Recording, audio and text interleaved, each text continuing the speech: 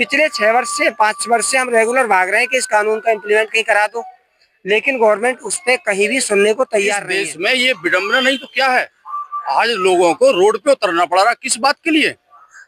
देश में संसद में बनाए हुए कानून की अनुपालना करवाने के लिए। ने हमारे लिए कुछ कर दिया तो 42 करोड़ का मतलब समझ रहे हो, हर तीसरा आदमी इस सेक्टर से पीड़ित है। 27 यदि ये गवर्नमेंट रहेगी तो ये इसके बाद भारत में जितने भी पुराने नेता हैं इसमें से कोई भी सरकार नहीं चला पाएगा। और हश्र चाहे उसके श्रीलंका, बांग्लादेश और नेपाल में कुछ नहीं हुआ, वहां कुछ नहीं हुआ जो हश्र यहाँ होगा। नहीं हो सकती है। और केवल इतना ही कहना चाहें कि हमारा संगठन निरंतर दिन रात एक कर देगा, और जब तक कि इस बर्ड्स एक्ट 2019 की अनुपालना नहीं करा। हमारा देश विश्व गुरु की तरफ जा रहा है। अंतर्राष्ट्रीय लेवल पे एक नारा आपने भी सुना होगा, आप ही के माध्यम से पहुंच रहा है। लेकिन कुछ पॉइंट ऐसे हैं जिन पे मैं आपके चैनल के माध्यम से पहले तो मैं आपका धन्यवाद बोलूंगा कि कम से कम आप हमारे देश का जो नेशनल मीडिया है उसके लिए तो जितना गंदा मैं बोल भी नहीं सकता इतना मैं बोल सकता हूं, लेकिन आपका धन्यवाद बोलूंगा कि आप कम से कम गरीबों की पीड़ा छोटे चैनल के माध्यम से भी लेकिन कम से कम लोगों तक पहुंचा रहे हैं। इतने बड़े हमने 5-5 लाख लोगों के आंदोलन किए, लेकिन हमारी नेशनल मीडिया ने कभी जीवन में एक उस 5 लाख के आंदोलन के विषय में भी कहीं चर्चा नहीं की है।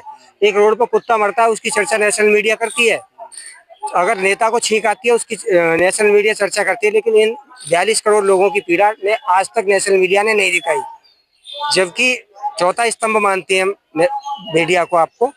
तो दुर्भाग्य ये भी हमारे देश का। उसके साथ साथ में देखो आज कितना सभी के लिए सोचने का गंभीर विषय है।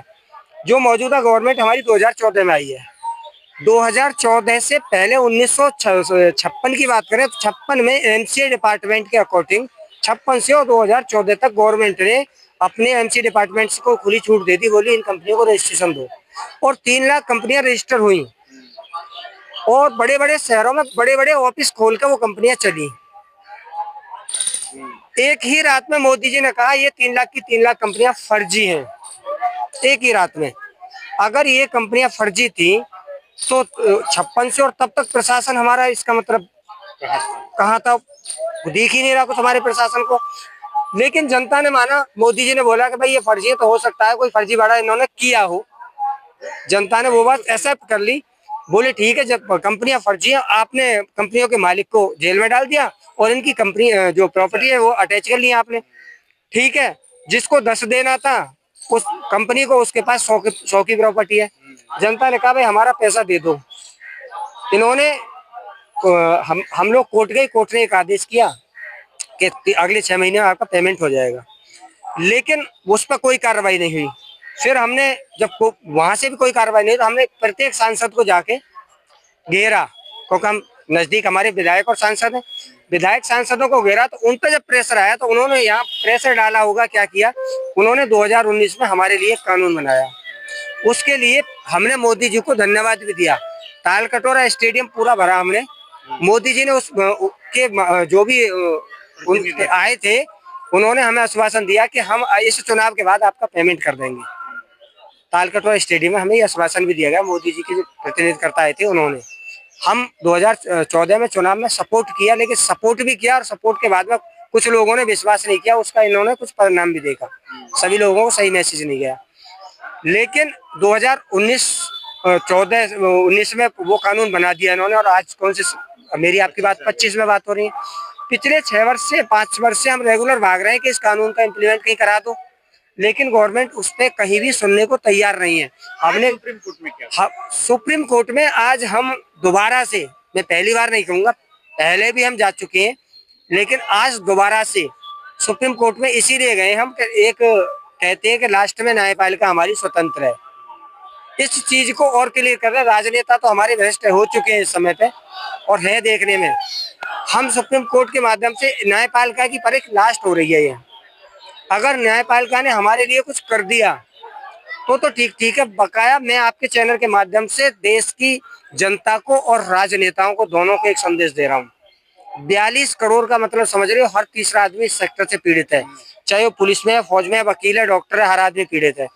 और किसी भी सेक्टर से कोई आदमी पैसा कमाता है, उसकी मेहनत का पैसा है। उस पैसे को लेने के लिए हर आदमी उताकुल है, बिल्कुल एकदम आने के लिए तैयार है। हर आदमी अपने पैसे की डिमांड के लिए, किसी की बेटी की शादी होनी है, किसी मकान बनाना। तो अभी जब ये शांत आंदोलन चल रहे हैं तो उस समय पे लोग क्या है, ज्ञापन प्रक्रिया चल रही है। अभी भी जैसे आपने देखा कि यहाँ पे थोड़े से लोग आए सुप्रीम कोर्ट में, आराम से थोड़े से प्रशासन ने कवर कर लिया। लेकिन 42 करोड़ का यदि 1% भी मैं आपसे कैलकुलेटर कराऊं, 42% का 1% भी यदि दिल्ली आया, उसका परिणाम क्या हो सकता है? क्या 42 करोड़ का 1% दिल्ली रोक पाएगी? नहीं रोक पाएगी दिल्ली।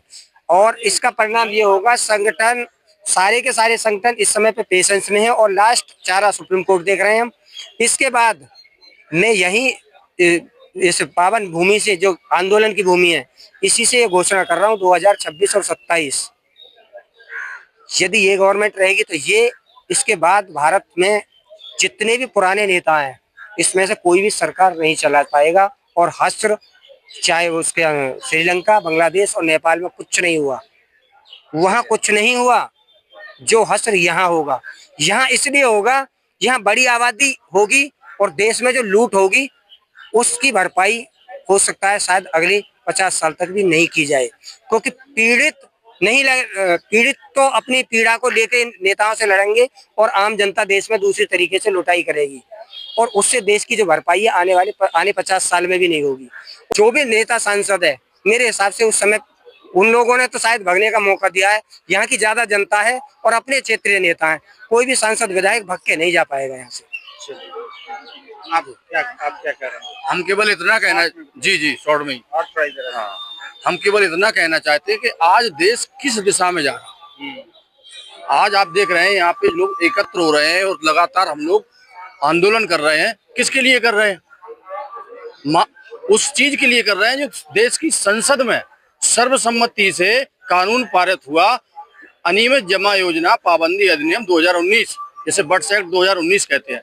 तो इस देश में ये विडंबना नहीं तो क्या है? आज लोगों को रोड पे उतरना पड़ रहा, किस बात के लिए? देश में संसद में बनाए हुए कानून की अनुपालना करवाने के लिए। तो अब इससे बड़ी मुसीबत नहीं हो सकती है। और केवल इतना ही कहना चाहें कि हमारा संगठन निरंतर दिन रात एक कर देगा और जब तक कि इस बट्स एक्ट 2019 की अनुपालना नहीं करा।